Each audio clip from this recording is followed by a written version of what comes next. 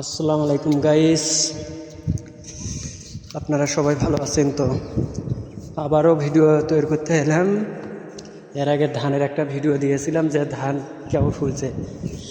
এখন ধান পাকছে হয়েছে, কিছুদিনের ভেতরে ধানগুলো কাটা যাবে।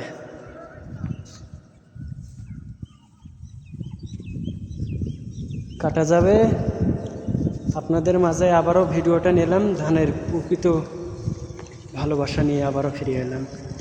এই যে দেখো, এর আগে এই জায়গাতে ভিডিওটা আমি বানাইছিলাম, সেই জায়গাতে আবারও আসবে।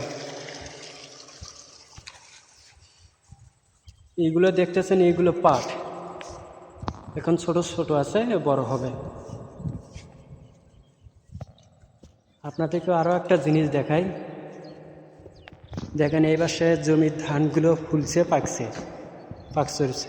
ধানগুলো কাটা যাবে। আর এই পাশের জমির দেখো, এখনও ধান ফুলিনি, একই ভেড়াল অথবা একই জমি, বুঝতে পারছো?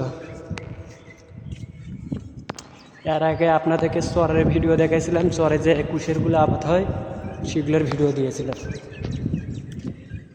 সেই জায়গাতেই আইছি, যে জায়গাতে এর আগে ভিডিওটা দেওয়া হয়েছিল, ওই জায়গার কাছেই আইছি ভিডিও, যেখানে আমি তৈরি করি। হ্যাঁ, এইগুলো আকাশমণি গাছ বলে, যেগুলো গাছ দিয়ে কাঠ তৈরি হয়। বেশিক্ষণ ভিডিওটা চালু থাকবো নাই, আজকে শর্টকাটে ভিডিওটাই তৈরি করবো, বেশি ভিডিও চালাবো নাই। এই যে মেশিন, জমিতে পানি দেওয়া হয়।